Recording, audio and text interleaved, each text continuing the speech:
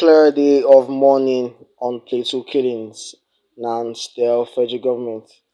The National Association of Nigerian Students had called on the federal government to declare a day of national mourning on the recent killings in Plateau State.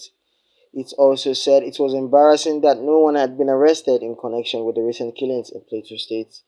The Punch reported earlier that about 195 persons were killed in a Christmas Eve attack in 17 villages in the Bakinladi, Mangu, and Boko's local government areas of the state. The attacks had also displaced over 10,000 persons, many of whom were presently camped in churches, mosques, schools, and private residences. President Bola Tinubu, as well as other prominent individuals and groups, had condemned the killings, even as the United Nations demanded a probe of the attack. Reacting to the incident in a statement made available by our correspondent on Friday, the student body said, "We are saddened by the news of 10 worshippers who were brutally murdered in cold blood by bloodthirsty gunmen in Plateau State." In the statement by NAN's Senate President Ekundina Elvis, the association expressed concern that ever since the news filtered into the media space, they find it highly embarrassing that the murderers are yet to be identified, arrested, and prosecuted in the law courts.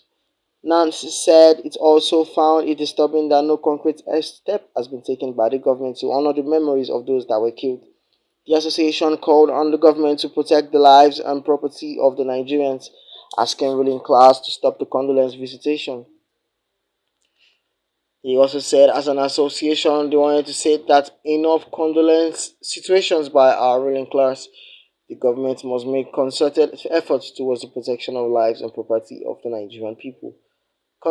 Conclusively, we charge the federal government to declare a day of mourning while the Nigerian flag at all levels is flown at half-mast, the statement concluded.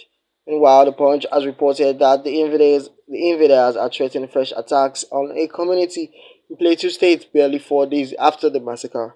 The Deputy National Publicity Secretary of the Middle Belt Forum, Stanley Kavwam, had in an interview with Arise Television on Thursday said the terrorists sent a letter of imminent attack to Pushit community in the Mango local government area where he hailed from. The public relations officer in the state, Alabo Alfred told, also said that the command was aware of the threat.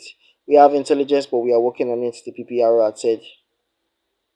Moving on, NUJ member dies, governor's aide commiserates with union.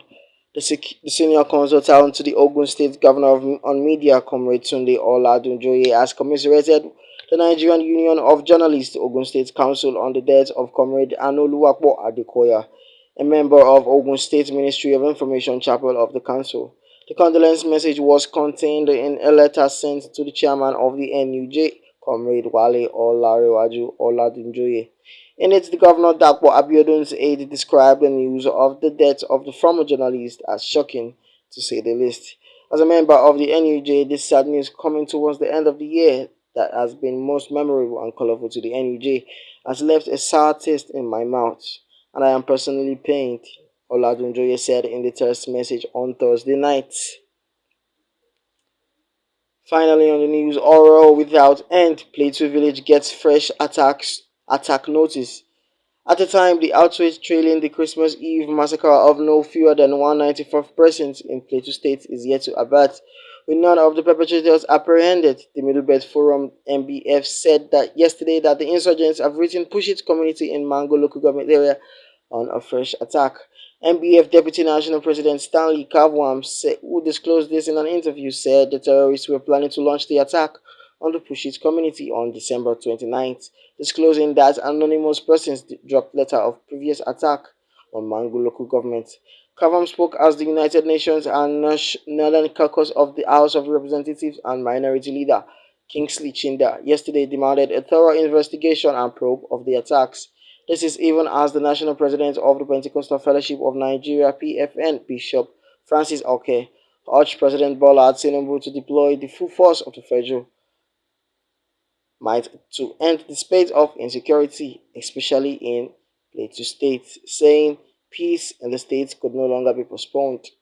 Also, the convener of the Initiative for a Better and Brighter Nigeria (IBBN), Prophet Isa El-Buba, called on the president his holidays in Lagos and returned to address insecurity by sending a comprehensive bill for State policing to the National Assembly, even as Mr. Benga Olawipo Ashim sought security reforms. Last week, about 25 Plateau communities suffered coordinated attacks by gunmen who killed no fewer than 195, injured more than 3,000, displaced 10,000, and razed 1,290 houses. Military knows culprits, their hideouts, Kavam says. Kavam claimed the military was aware of the identity of the attackers and their hideouts, adding that some communities were still being invaded. He also said while he was driving from Jos to this place, he received a call. A letter was sent to his own village by the terrorists that the attackers were going to invade on December 29.